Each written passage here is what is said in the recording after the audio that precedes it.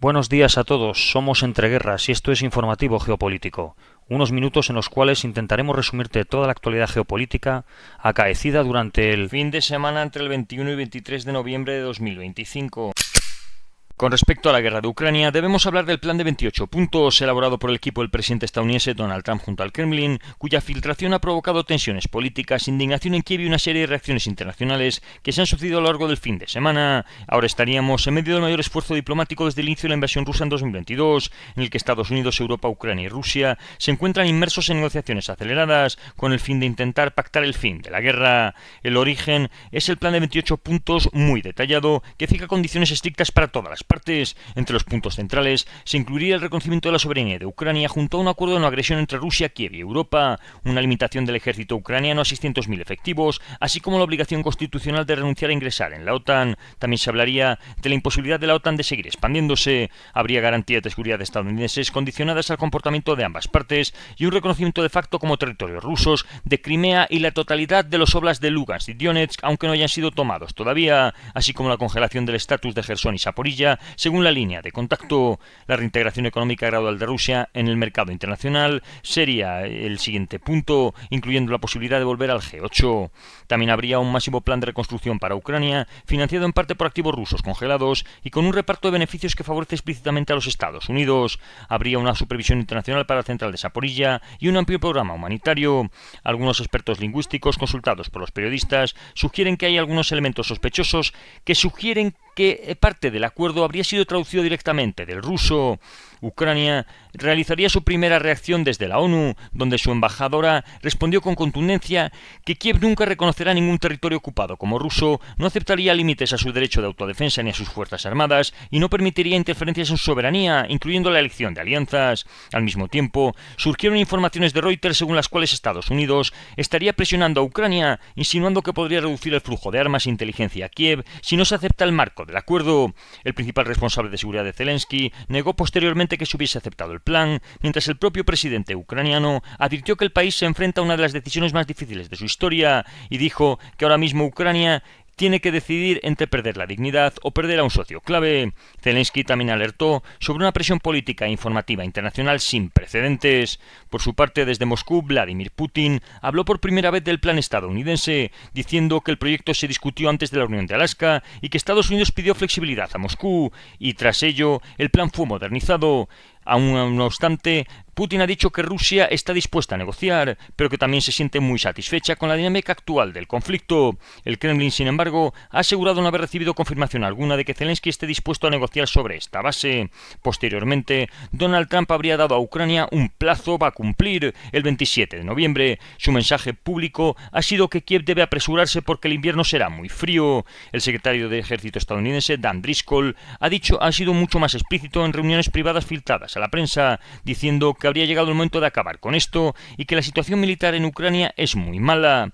Según Bloomberg, Driscoll ha presionado a Zelensky para que firme cuanto antes, afirmando que si no lo hace las condiciones serán aún peores. A la vez, medios estadounidenses adelantaron que un grupo de generales podría volar a Moscú para avanzar en el diseño del acuerdo. Por su parte, Europa ha entrado en escena con una contrapropuesta. Las capitales europeas reaccionaron con un desconcierto ante la velocidad y el contenido del plan estadounidense, ya que hace poco Ursula von der Leyen había hablado de aumentar la ayuda militar a Ucrania.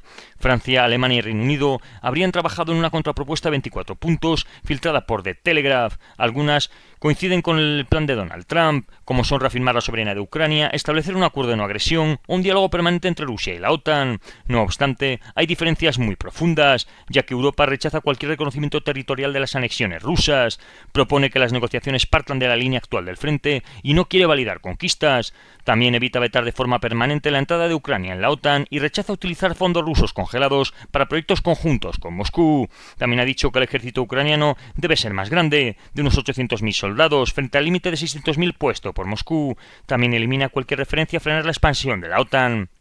Por su parte, los europeos han dicho que temen que el plan original equivalga a una victoria estratégica para Rusia. La Unión Europea ha emitido también un comunicado señalando que el plan de 28 puntos es una base que requiere trabajo, pero recordando los principios innegociables, que serían no cambiar fronteras por la fuerza, no restringir la defensa ucraniana y no comprometer decisiones propias de la Unión Europea o de la OTAN. Posteriormente, la tensión ha crecido con divisiones internas y nuevas posiciones en Europa, y es que Hungría ha vuelto a bloquear cualquier ayuda a Kiev, argumentando que exige aceptar de inmediato el plan de Washington. Noruega y Reino Unido han reiterado que una paz justa debe partir de la realidad actual, es decir, de la línea del frente, pero sin validar ningún tipo de anexión. Por su parte, el canciller alemán Merz ha garantizado que Ucrania puede contar con Europa, pero que las negociaciones solo pueden basarse en el consentimiento de Kiev. Macron, por su parte, ha rechazado el regreso de Rusia al G8, mientras Washington Post ha informado que Estados Unidos está estudiando enviar misiles Tomahawk a Ucrania como garantía de seguridad, en vez de desplegar tropas europeas en territorio ucraniano, medida que Rusia rechaza frontalmente. El pulso diplomático ha entrado en una fase crítica durante el domingo en Ginebra, ya que las delegaciones de Estados Unidos, Europa y Ucrania se han reunido en Ginebra para intentar cerrar el marco común antes del plazo impuesto por Donald Trump. Ucrania designó para liderar las negociaciones a Andriy Yermak, una figura polémica y centro de recientes escándalos intensos. En la mesa participaron representantes de Francia, Alemania y Reino Unido, junto al secretario de Estado estadounidense Marco Rubio y el enviado especial Witkoff. Las conversaciones han sido muy tensas, y es que según Axios, los estadounidenses han acusado a Kiev de filtrar a la prensa los aspectos más polémicos del plan de Trump. Mientras tanto, la prensa estadounidense y europea ha coincidido en que Washington quiere cerrar un acuerdo ya, incluso sin pleno consenso interno en la Casa Blanca, mientras Europa intenta ganar tiempo y Ucrania lucha por no aparecer como un obstáculo a la paz, sin ceder posiciones vitales para su supervivencia. Zelensky no deja de insistir en que Ucrania busca una paz justa y no una capitulación. Europa, por su parte, ha afirmado que no habrá restricción forzada del ejército ucraniano ni cambios territoriales por la fuerza, y por otro lado Estados Unidos sostiene que el plan es lo mejor a lo que Ucrania puede aspirar, mientras que Rusia dice estar lista para negociar, pero muy cómoda con la evolución militar. Y es que con este plazo del 27 de noviembre acercándose y con los frentes militares tensionados, la diplomacia internacional entra en una carrera contra el reloj para intentar detener una guerra que se prolonga desde hace casi 3 años y que hasta el momento no parecía tener fin a la vista. Y es que sobre el terreno, tanto las fuentes rusas como las ucranianas hablan de avances continuos de la Federación Rusa en todos los frentes, hablando de tomas de diversas localidades en la zona de Kupiansk, en Yampil o en Liman, así como en otras zonas de la región de Dnipropetrovsk y Donetsk. También durante todo el fin de semana han continuado los ataques aéreos y con drones, y es que Ucrania denunció el sábado que Rusia atacó durante la noche el cruce fronterizo de Orlivka en la frontera con Rumanía, dañando la terminal de ferries y obligando a suspender las operaciones. Al mismo tiempo, también se han registrado ataques ucranianos con drones contra varios objetivos en territorio ruso, incluidos puntos en Crimea y regiones del interior del país. Las autoridades de ambos bandos han informado de daños en infraestructuras sin ofrecer balances detallados.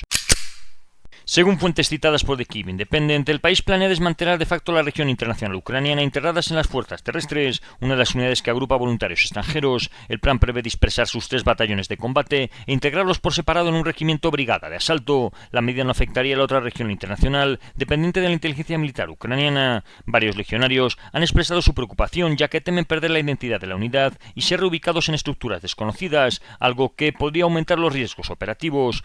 Un soldado con año y medio en la legión ha advertido que mover a cerca de 1000 combatientes a distintos destinos podría generar errores evitables si se mantuviese la estructura actual. En Oriente Próximo, Israel continúa con su guerra de baja intensidad en todos los frentes. El sábado se produjo un ataque aéreo en Gaza por parte de Israel que mató a 4 palestinos tras una supuesta violación del alto el fuego por parte de Hamas. El objetivo del ataque aéreo israelí en el oeste de la ciudad de Gaza habría sido Alaa Hadidi, jefe de suministro de la sede de fabricación de Hamas, según un funcionario israelí. El sábado también las fuerzas de defensa israelíes informaron que después de 24 horas de búsqueda habrían abatido o capturado a los 17 militantes palestinos que intentaron huir del túnel de Hamas en el este de Rafah, en una zona controlada por Israel. El viernes ya 6 fueron eliminados en ataques aéreos y 5 detenidos por la brigada Nahal. El sábado soldados de Nahal abatieron a otros 5 en 2 incidentes distintos y detuvieron al último sospechoso. Los 6 detenidos fueron entregados al Shin Bet para su interrogatorio posterior. De hecho, el Ministerio de Salud de Gaza informó que 20 palestinos habrían muerto y más de 83 habrían resultado heridos, algunos en estado crítico después de los ataques israelíes en la franja de Gaza que hemos mencionado anteriormente. También el sábado, según algunas fuentes y aún por confirmar, Hamas habría comunicado al enviado estadounidense Steve Witkoff y otros mediadores que el alto el fuego habría terminado para ellos y que tienen la intención de reanudar los combates debido a los numerosos ataques realizados por Israel durante el fin de semana. También Israel ha atacado el sur del Líbano, eliminando a varios activos de Hezbollah. El sábado habría realizado también ataques aéreos en el valle de la Bekaa, al este del Líbano, y el domingo un ataque aéreo en los suburbios del sur de Beirut ha acabado con el jefe de Estado Mayor de facto de Hezbollah y segundo líder del grupo libanés, Haitham Ali Tabatabai. Funcionarios israelíes confirmaron que habría muerto en el ataque a Beirut y al menos 5 personas murieron y otras 20 fueron heridas en el ataque. Las fuerzas israelíes también continúan sus operaciones en el sur de Siria, donde los reservistas de la 55ª Brigada de Paracaidistas de Israel han incautado armas durante recientes operaciones terrestres en el sur del país.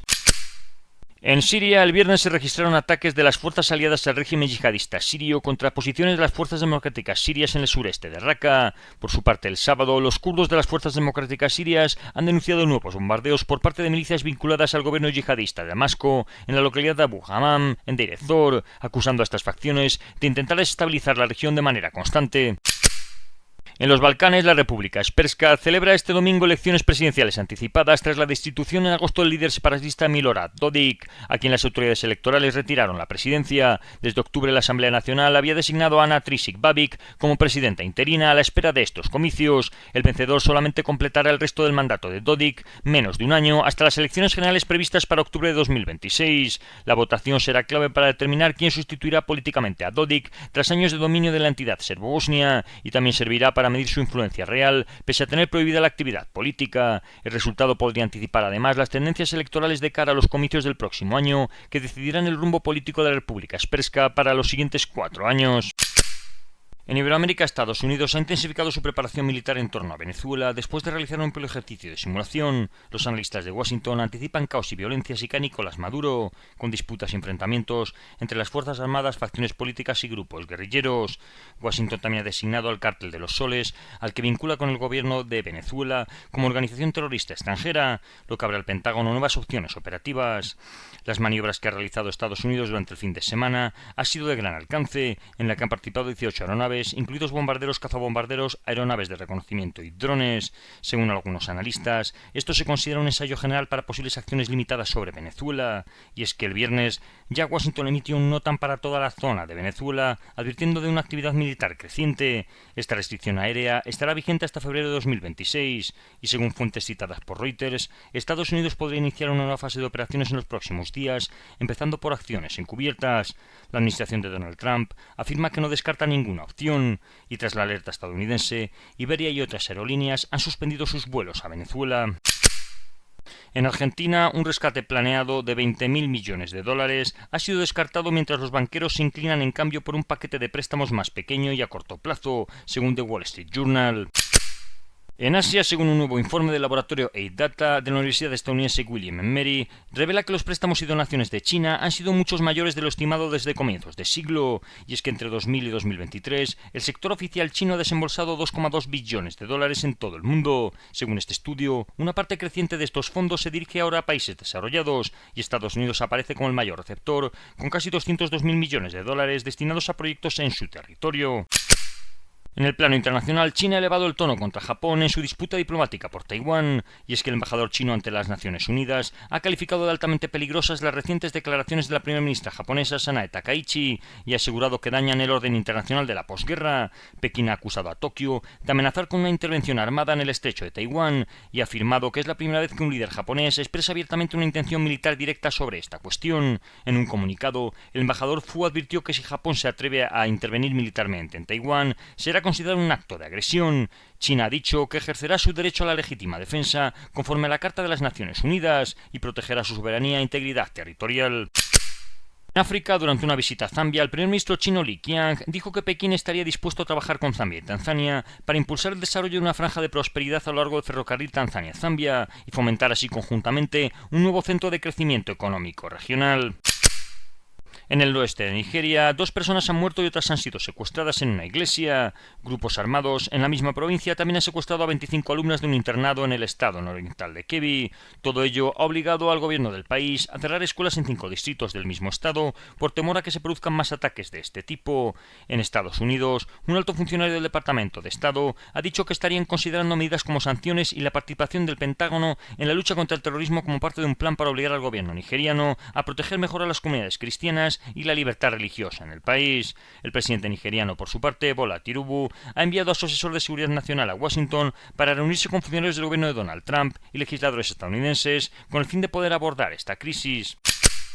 La misión de paz de la ONU en la República Democrática del Congo, MONUSCO, ha informado de que rebeldes vinculados al Estado Islámico han matado a 89 civiles en una serie de ataques en el territorio de Lubero, en el este del país. Los asaltos fueron cometidos entre el 13 y 19 de noviembre por las fuerzas democráticas aliadas y golpearon varias localidades de la provincia de Kivu del norte. Entre las víctimas se encuentran al menos 20 mujeres y un número indeterminado de niños. En uno de los episodios más graves, los rebeldes atacaron un centro de salud católico en Biambe, donde asesinaron a 17 personas, incluidas mujeres que acudían a atención de maternidad, y prendieron fuego a 4 salas del complejo médico. En los últimos días, el ejército estadounidense también ha realizado nuevos ataques aéreos contra posiciones del Daesh en la región somalí de Puntlandia. Desde hace meses, las fuerzas armadas locales estarían lanzando ofensivas contra el reducto del grupo terrorista en la región norte del país. Y esto ha sido todo por hoy. Si queréis profundizar en las noticias que hemos comentado, leer alguna de ellas o visualizar diferentes vídeos de actualidad, os recordamos que estamos en la aplicación Telegram, con nombre de usuario @entre_guerras. Que tengan un buen día y recuerden el main.